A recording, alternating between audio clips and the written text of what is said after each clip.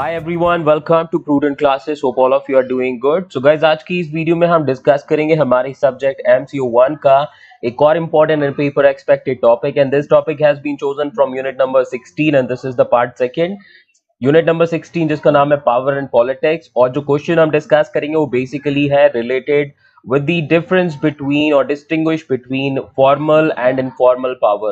तो जानेंगे कि फॉर्मल पावर और इनफॉर्मल पावर के बीच में क्या क्या डिफरेंस होते हैं। साथ ही साथ मैं आपको उनके कुछ टाइप्स भी बताऊंगा जो कि आपको एग्जाम पॉइंट ऑफ व्यू से पता होने चाहिए। तो चलिए आगे बढ़ते हैं एंड वीडियो को डिस्कस करते हैं। आगे बढ़ने से पहले हमारा मिशन याद रखिएगा, विच इज 70% और more in the upcoming exam, so we have to work for that. And ये मेरा टेलीग्राम चैनल है, इसको ज्वाइन कर लीजिएगा। बाकी MCO 1 के जितने भी इंपॉर्टेंट पेपर एक्सपेक्टेड क्वेश्चंस हैं, पेपर एक्सपेक्टेड क्वेश्चंस के PDF को भी मैंने अपलोड कर दिया है टेलीग्राम चैनल पर। बाकी वीडियो ऑलरेडी अपलोडेड है, चैनल के प्लेलिस्ट में जाकर चेक कर लीजिएगा। आपकी कोई क्वेरी है तो आप कमेंट के थ्रू भी पूछ सकते हैं इस वीडियो में। अदरवाइज आप अगर कोई इंडिविजुअल क्वेश्चन पूछना चाहें तो इंस्टाग्राम पर आप मैसेज करके भी पूछ सकते हैं।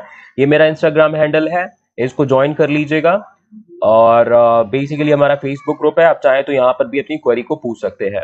और जो भी चैनल पर नए हैं तो प्लीज सब्सक्राइब भी कर लीजिएगा, ताकि जितनी भी फ्यूचर वीडियोस मैं अपलोड करूंगा उनकी नोटिफिकेशन आपको मिल जाए। और बहुत सारी वीडियोस ऑलरेडी अपलोडेड हैं, तो आप चैनल के प्लेलिस्ट में जाकर एक बार जरूर चेक कर लीजिएगा। तो चलिए स्टार्ट करते हैं आज के टॉपिक को। डिफरेंस वाले जो पॉइंट है वो अभी हम आगे डिस्कस करेंगे। आपको कुछ इंपॉर्टेंट चीजें हैं जो मैं बताना चाहूंगा। पार्ट 1 जो है इस पर्टिकुलर यूनिट का, उसमें हमने डिस्कस करा था about the concept of power. We discuss की पावर क्या होती है। अभी हम डिस्कस करेंगे सोर्सेस ऑफ पावर के बारे में। तो सोर्सेस की बात करूं तो basically there are two sources of power. दो सोर्सेस होते हैं पावर के किसी भी ऑर्गेनाइजेशन में। सबसे पहली होती है फॉर्मल पावर और दूसरी होती है इनफॉर्मल पावर। तो इन दोनों के बीच ही जो डिफरेंस है, इन दोनों के बीच जो पॉइंट्स ऑफ डिफरेंस है, ठीक है, जो पॉइंट्स ऑफ डिफरेंस है उनको हम डिस्कस करने वाले हैं। लेकिन उससे पहले हम थोड़ा इनके बारे में जान लेते हैं। तो दो तरह के सोर्सेस ऑफ पावर्स होती है किसी भी ऑर्गेनाइजेशन में, एक फॉर्मल और एक इनफॉर्मल। ठीक है, I hope you understood this point. Now formal power further आपका डिवाइडेड होती है इनटू सब कैटेगरीज, और बेसिकली 4 कैटेगरीज होती हैं हमारी फॉर्मल पावर की। तो सबसे पहली जो कैटेगरी है फॉर्मल पावर में वो है लेजिटिमेट पावर। अगर लेजिटिमेट पावर की बात करूं तो बेसिकली जो पावर आपके ऑर्गेनाइजेशन स्ट्रक्चर के थ्रू प्रोवाइड की जाती है वो आपकी लेजिटिमेट पावर होती है। जैसे कि एक मैनेजर के पास अथॉरिटी होती है कि जितने भी सबऑर्डिनेट्स हैं वो उनको कंट्रोल कर सके, उन्हें ऑर्डर दे सके। ऐसी पावर जो कि ऑर्गेनाइजेशन स्ट्रक्चर के थ्रू क्रिएट होती है वो आपकी लेजिटिमेट पावर है। नाउ सेकंड तरह की जो हमारी कैटेगरी है फॉर्मल पावर में वो है रिवॉर्ड पावर। अब रिवॉर्ड पावर में क्या होता है, बेसिकली आपके पास में कुछ मॉनेटरी बेनिफिट है या नॉन मॉनेटरी बेनिफिट है, जिसके थ्रू आप बेसिकली किसी इंडिविजुअल पर पावर रख पाते हो, एक अपर हैंड रख पाते हो उस रिवॉर्ड के बेसिस पर। नाउ थर्ड जो कैटेगरी है फॉर्मल पावर में वो आती है coercive power. Coercive means use of power, यानी कि किसी को दबा कर, किसी पर दबाव बनाकर आप बेसिकली क्या करो, आप उसको कंट्रोल करो। ठीक है, तो कोअर्सिव पावर में क्या होता है, आपके पास में पोजीशन है, आपके पास में हो सकता है बहुत ही स्ट्रांग हो, कोई एक वीक बंदा है, कोई स्ट्रांग बंदा जाके उसको फोर्स कर रहा है कि मेरा ये काम कर, ये काम कर। आप लोगों ने देखा होगा जब एक किसी भी क्लास में एक थोड़ा सा स्ट्रांग बंदा होता है, वो कमजोर जितने भी स्टूडेंट्स होता है उनको बुली करता है बेसिकली। ठीक है, रैगिंग का कॉन्सेप्ट आपने समझा ही होगा। तो ऐसी जो पावर होती है वो कोअर्सिव पावर में आ जाती है। ठीक है, जहां पर आप अपने पोस्ट की पावर या फिर आपकी फिजिकल स्ट्रेंथ का यूज कर रहे हो किसी को दबाने के लिए, अपना काम करवाने के लिए। ओके, नाउ लास्ट हमारी जो कैटेगरी है फॉर्मल पावर में वो आती है इंफॉर्मेशन पावर। अब आपको पता है information is power, information is very important in today's world. तो अगर कोई भी ऐसी इंफॉर्मेशन आपके पास है जो अगले बंदे के लिए काफी इंपॉर्टेंट है, तो वो आप जो बोलोगे वो करेगा। सो इंफॉर्मेशन पावर ये हमारी फोर्थ टाइप की पावर है जो कि फॉर्मल कैटेगरी के अंदर आती है। लेजिटिमेट पावर यानी कि जो लीगल पावर है, जो कि एक ऑर्गेनाइजेशन स्ट्रक्चर के थ्रू क्रिएट होती है। रिवॉर्ड पावर, जहां पर आपके पास में कुछ मॉनेटरी या फिर नॉन मॉनेटरी बेनिफिट है। ठीक है, मॉनेटरी या फिर नॉन मॉनेटरी बेनिफिट्स हैं जिनके बेसिस पर आप किसी को अपना मनमाना काम करवा लोगे, ये पावर देगा आपको। कोअर्सिव मतलब आपके पास में पोस्ट की पावर है या फिर फिजिकल पावर है, जिसके बेसिस पर आप क्या करेंगे, कंट्रोल करेंगे लोगों को और उनसे अपना काम कराएंगे, और यहाँ पर इंफॉर्मेशन के बेसिस पर आप क्या करेंगे, कंट्रोल करेंगे। नाउ इनफॉर्मल पावर की अगर हम बात करें तो informal power is divided into 3 categories. पहली जो कैटेगरी है इनफॉर्मल पावर की वो है एक्सपर्ट पावर। एक्सपर्ट पावर वो पावर होती है जहां पर आपका जो एक्सपीरियंस है, एक्सपर्टीज है या स्पेशलाइजेशन है किसी भी पर्टिकुलर सब्जेक्ट या टॉपिक पर, ठीक है, आपकी जो स्पेशलाइजेशन है वो आपको एक अपर हैंड प्रोवाइड कराएगी दूसरे लोगों पर, जिससे कि वो आपको फॉलो करेंगे, आपकी बात मानेंगे। तो आपकी जो स्पेशलाइजेशन है, आपकी जो एक्सपर्टीज है, वो भी आपको पावर प्रोवाइड करेगी एक ऑर्गेनाइजेशन में, और ये होगी हमारी इनफॉर्मल पावर का सोर्स। नौ बात करूंगा सेकंड इनफॉर्मल पावर के सोर्स की, तो वो है हमारी referent power. Referent power means किसी का रेफरेंस आप यूज कर रहे हैं। जैसे कि आपने देखा होगा कोई पॉलिटिशियन होता है, उस पॉलिटिशियन के आपके जो भाई है या कोई भी रिलेटिव है, तो वो उसका नाम यूज करके क्या करा लेते हैं, अपना काम करा लेते हैं। तो ऐसी जो पावर होती है वो होती है रेफरेंट पावर, यानी कि किसी का जो रेफरेंस है उसको यूज करके आप पावर में आते हो या पावर क्रिएट करते हो। अब थर्ड हमारी जो पावर है इनफॉर्मल पावर की, और सबसे ज्यादा अगर मैं कहूं पावरफुल ये पावर होती है सोर्स, और वो है आपकी कैरिस्मेटिक पावर। ठीक है, कैरिस्मेटिक पावर मींस आपका जो पर्सनालिटी है, आपकी पर्सनालिटी बेसिकली क्या करेगी, वो हेल्प करेगी आपको पावर में लाने के लिए। आपने देखा होगा आसाराम बापू का नाम सुना आपने, और भी ऐसे बहुत सारे लीडर्स हैं बेसिकली जो अपनी पर्सनालिटी, अपनी स्किल्स, अपनी वे ऑफ स्पीकिंग के बेसिस पर बहुत ज्यादा लोगों का सपोर्ट गेन कर लेते हैं। ठीक है, सपोर्ट मिल जाता है उन्हें, और ये सब होता है उनके कैरिज्मा की वजह से, उनकी पर्सनालिटी, जो पर्सनालिटी ट्रेट्स है, पर्सनालिटी पावर है, उनकी वजह से।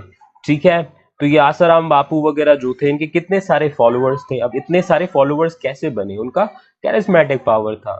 थोड़ा कैरिस्मेटिक पावर, थोड़ा दिमाग, and this is what happened.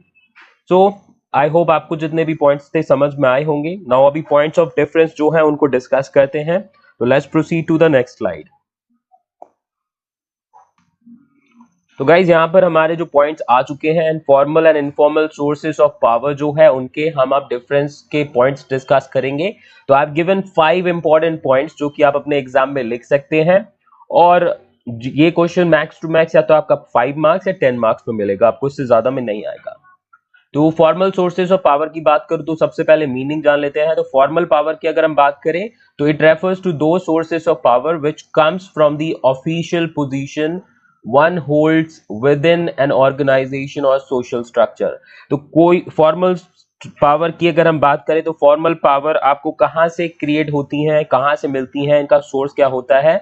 तो ये बेसिकली आपकी जो ऑफिशियल पोजीशन होती है ऑर्गेनाइजेशन में या आपके कोई भी सोशल स्ट्रक्चर में, उसके थ्रू आपको पावर प्रोवाइड करती है। तो फॉर्मल पावर आपकी ऐसी सोर्स ऑफ पावर होती है जहां पर आपकी जो ऑर्गेनाइजेशन या फिर किसी सोशल स्ट्रक्चर में जो ऑफिशियल पोजीशन होती है वो आपको बेसिकली क्या करेगी, एक सोर्स ऑफ पावर प्रोवाइड करेगी, एंड आपकी वो पावर की जो सोर्स है वो फॉर्मल पावर कहलाएगी। नाउ अपोजिट अगर हम बात करें अदर हैंड पर, तो अदर हैंड पर जो हमारा बेसिकली इनफॉर्मल पावर सोर्स है, तो इनफॉर्मल पावर जो है वो बेसिकली रेफर करी उन सोर्सेस ऑफ पावर को जो कि आपको रेस्पेक्ट, यानी कि लोगों की रेस्पेक्ट या उनके अप्रिसिएशन जो आप अर्न करते हैं उससे मिलती है। आप जिस भी ग्रुप का पार्ट होते हैं वहां पर आप किस तरीके से लोगों को ट्रीट करते हैं, कितना रेस्पेक्ट देते हैं, लोग आपको कितना अप्रिशिएट करते हैं, आपके एफर्ट को कितना अप्रिशिएट करते हैं, तो उससे जो पावर क्रिएट होती है वो आपकी इनफॉर्मल पावर होती है, और ये कोई भी ऑफिशियल पोजीशन से क्रिएट नहीं होती।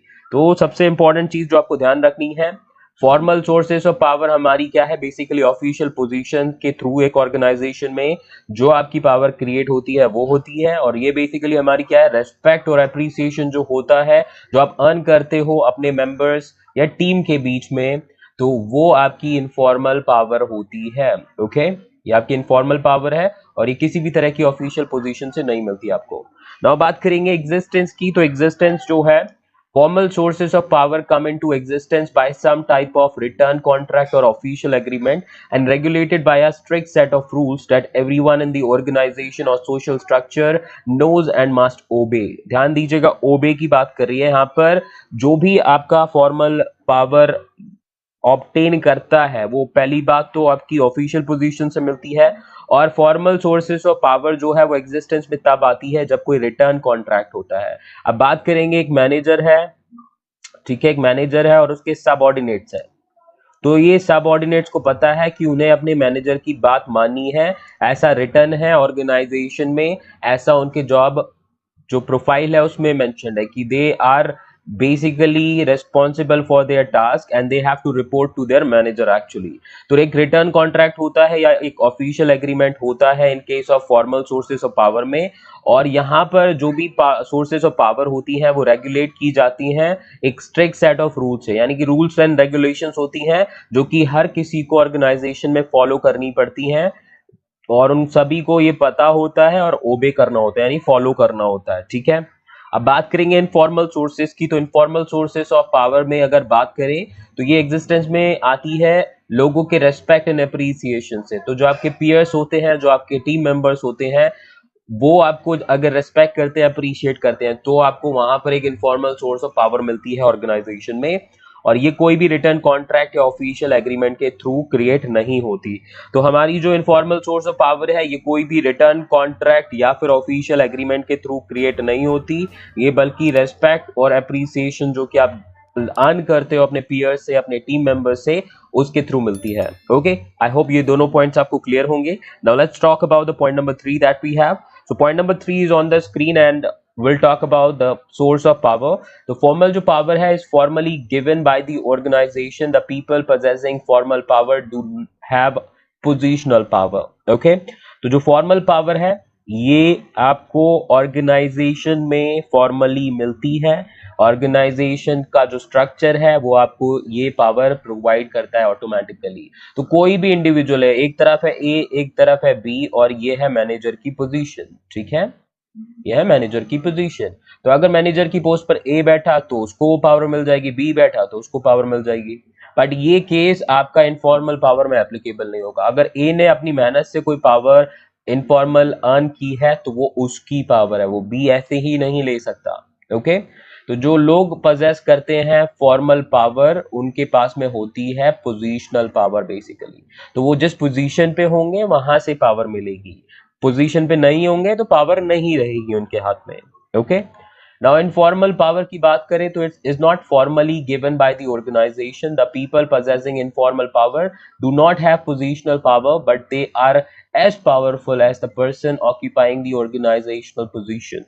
तो जस्ट अपोजिट है, इनफॉर्मल पावर बेसिकली क्या है, आपको ऑर्गेनाइजेशन में किसी भी फॉर्मल तरीके से प्रोवाइड नहीं की जाती है, खुद आप अर्न करते हो, और जो भी इंडिविजुअल फॉर इनफॉर्मल पावर को पजेस करता है उसको कोई भी पोजिशनल पावर नहीं होती, ठीक है, do not have a positional power. But अगर उसका कैरिस्मेटिक पावर है, एक्सपर्टीज पावर है बेसिकली, तो उस केस में वो एक मैनेजर जितना ही पावरफुल या उससे ज्यादा भी पावरफुल हो सकता है। अब यहाँ पर एक इंडिविजुअल है जो कि बेसिकली क्या कर रहा है, पावर गेन कर रहा है, और कैसे गेन कर रहा है, अपने बिहेवियर के थ्रू, अपने पॉजिटिव एटीट्यूड के थ्रू, अपनी नॉलेज के थ्रू, ठीक है, अपने स्पेशलाइजेशन के थ्रू। तो ऐसे केस में जो पावर एक इंडिविजुअल अर्न करता है तो वो कभी कभी एक्सीड कर जाती है आपकी पोजीशनल पावर को, ठीक है, तो ध्यान दीजिएगा, बहुत इंपॉर्टेंट पॉइंट है। अब बात करेंगे नेक्स्ट पॉइंट की जो कि मेन इंग्रेडिएंट है, हमारा बेसिस है मेन इंग्रेडिएंट। तो organisational position is the main ingredient of the formal power. तो फॉर्मल पावर का जो मेन इंग्रेडिएंट है या मेन कॉन्सेप्ट है वो है ऑर्गेनाइजेशन में जो आपकी पोजीशन है। ओके, सो ऑर्गेनाइजेशनल पोजीशन हमारा मेन इंग्रेडिएंट है फॉर्मल पावर सोर्स का। और अगर हम बात करें इनफॉर्मल पावर के मेन इंग्रेडिएंट की, तो उसमें एक इंडिविजुअल की जो इंटरनल क्वालिटीज है वो मेन इंग्रेडिएंट्स होती हैं इनफॉर्मल पावर के लिए। Okay, organisational position main ingredient है फॉर्मल पावर सोर्स में, और इनफॉर्मल पावर के सोर्स में एक इंडिविजुअल की जो इंटरनल यानी कि उसकी खुद की क्वालिटीज है वो मेन इंग्रेडिएंट होती हैं इनफॉर्मल पावर सोर्स के लिए। नाउ टाइप्स की बात करेंगे तो टाइप्स मैंने आपको ऑलरेडी बता दिया, फिर भी एक बार यहाँ पर डिस्कस करेंगे और ये हमारा पॉइंट बनेगा आंसर का। आप चाहें तो डिटेल में उसको फर्दर एक्सप्लेन भी कर सकते हैं जैसा कि मैंने आपको बताया। अगर आप चाहते हैं इन पॉइंट्स पे भी मैं आपको वीडियो प्रोवाइड करूं तो प्लीज कमेंट करके ज्यादा से ज्यादा बोलिएगा, मैं आपको उस पर वीडियो भी प्रोवाइड कर दूंगा। लेकिन अभी जो पॉइंट है उसको समझ लेते हैं। तो इन फॉर्मल सोर्सेज ऑफ पावर की बात करूं तो there are 4 types of formal sources of power और फॉर्मल पावर जो कि एक ऑर्गेनाइजेशन में फाउंड की जाती हैं। पहली होती है आपकी लेजिटिमेट पावर, दूसरी reward power, coercive power and information power. Okay, now if I talk about informal power के टाइप्स की या सोर्सेज की तो there are 3 types of informal power sources जो कि एक ऑर्गेनाइजेशन में फाउंड होती है, जो कि है expert power, referent power and charismatic power. Okay, तो ये 3 आपके इनफॉर्मल सोर्सेज ऑफ पावर हैं और ये 4 आपके फॉर्मल सोर्सेज ऑफ पावर हैं। ठीक है, तो आई होप जितना आंसर मैंने अभी आपको समझाया आपको अच्छे से समझ में आया होगा। एग्जाम में अगर ये क्वेश्चन आता है तो अच्छे से अटेम्प्ट कीजिएगा और मैक्सिमम मार्क्स को गेन कीजिएगा। बाकी अभी बहुत सारे कॉन्सेप्ट्स हैं जिन पर मैं वीडियो लेकर आने वाला हूं, तो चैनल को सब्सक्राइब कर लीजिए और जितना हो सके प्लीज प्लीज इसको शेयर कीजिए अपने दोस्तों के साथ में, ताकि उनकी भी हेल्प हो सके और वो भी अपने एग्जाम्स में अच्छे मार्क्स ला सके। तो मिलते हैं नेक्स्ट वीडियो में, अभी के लिए thank you so much for watching and perform best in your exams. Bye bye, take care.